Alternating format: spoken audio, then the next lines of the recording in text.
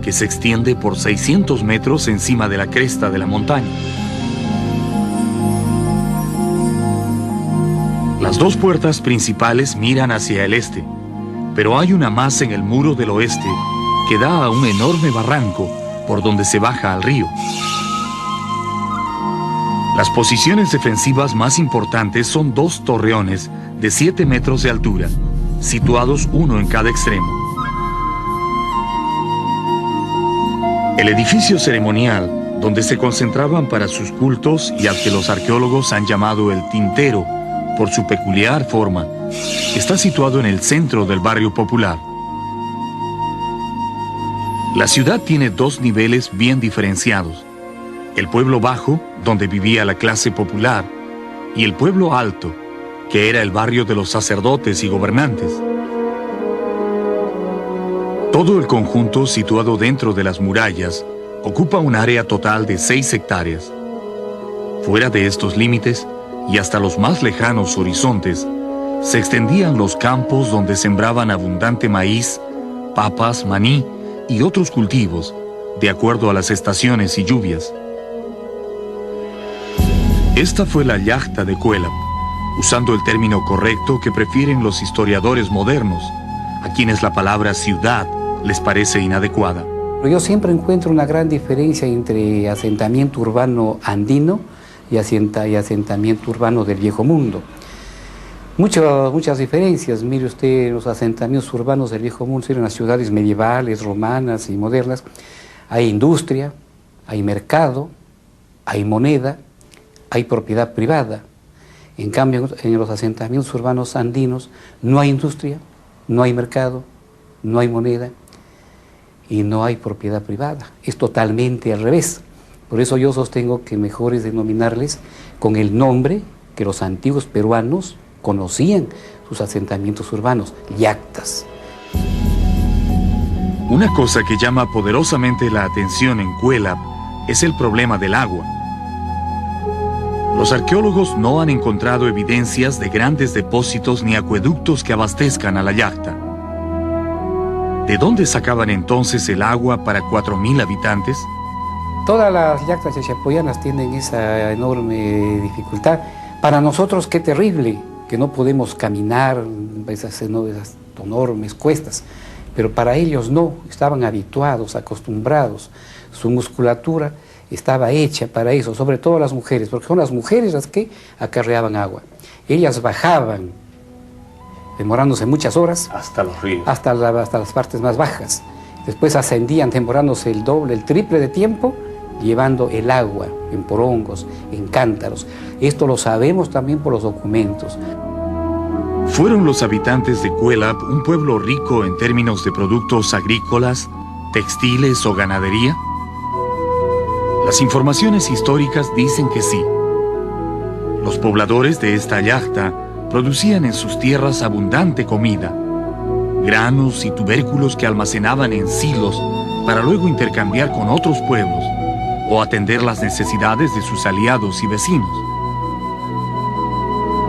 Por eso se rodearon de murallas y levantaron torreones, para defender no solo su población, sino también el ganado y la abundante comida que poseían. Porque los chachas estaban rodeados por un lado por los aguarunas y los huambizas, que son de la floresta. De otro lado estaba la gran cultura cajamarca, que al otro lado del Marañón evidentemente asediaba hacia una zona que daba acceso hacia la floresta.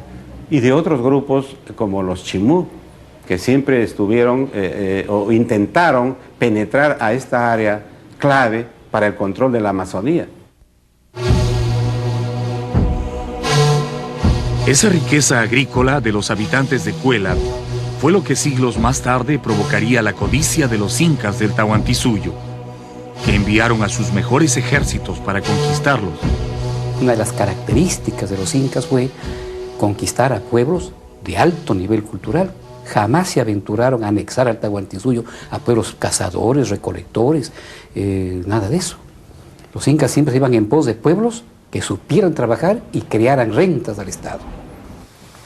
En el trabajo de investigación del pasado de los chachapoyas, los arqueólogos descubrieron que los gigantescos muros que rodean a Cuélap no solo servían para defender a la yacta, sino también se utilizaban como cementerios. En todo el perímetro de la muralla se han encontrado más de 100 tumbas colectivas, algunas muy antiguas que se sellaron en el momento de la construcción, y otras disimuladas entre las rocas que fueron usadas durante los años de funcionamiento de la ciudad. El muro exterior es en realidad un gigantesco cementerio.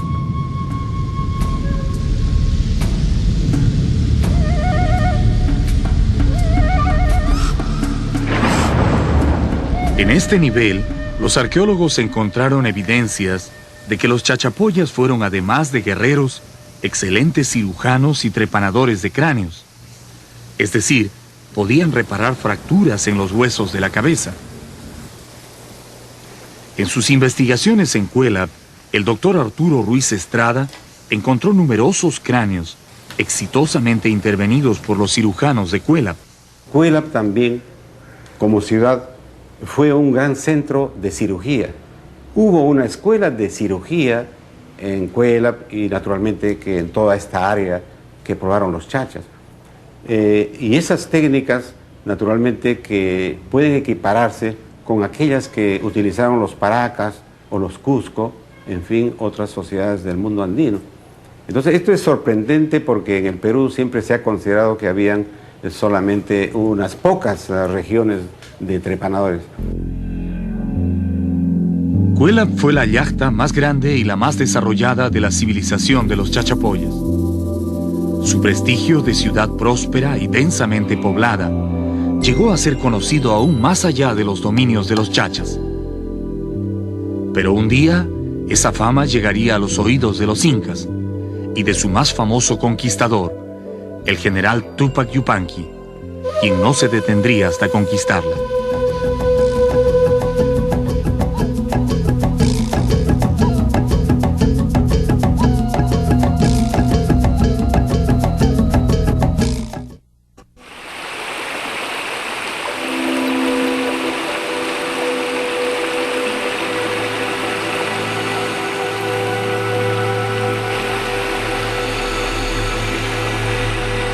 En el Perú antiguo, la muerte era un tema fundamental en la vida y la historia de los pueblos.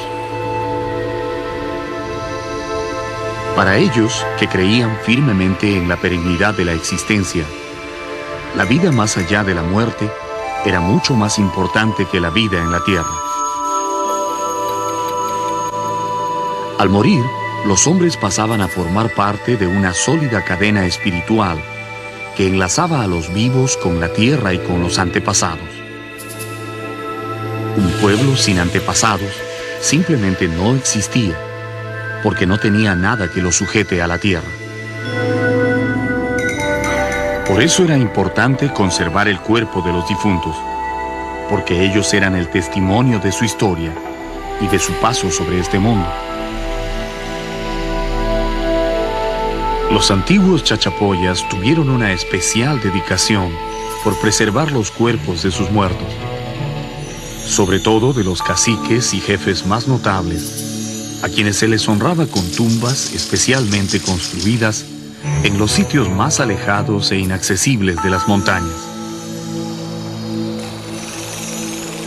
Los acantilados y farallones de gran altura fueron los sitios favoritos para colocar esas tumbas.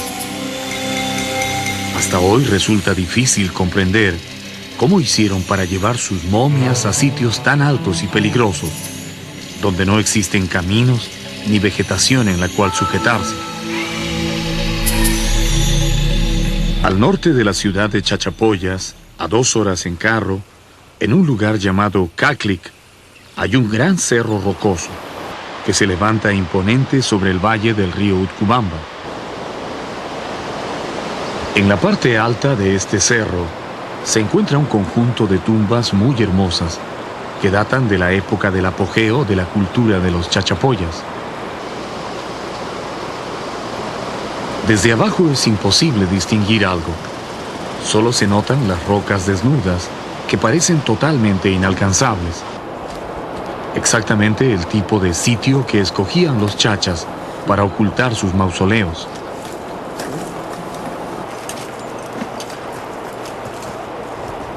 Un andinista de nuestro equipo es el primero en intentar la subida. Utilizando cuerdas, seguros de roca y un sinfín de artificios de alpinismo, logra llegar hasta un alero rocoso a mitad del cerro.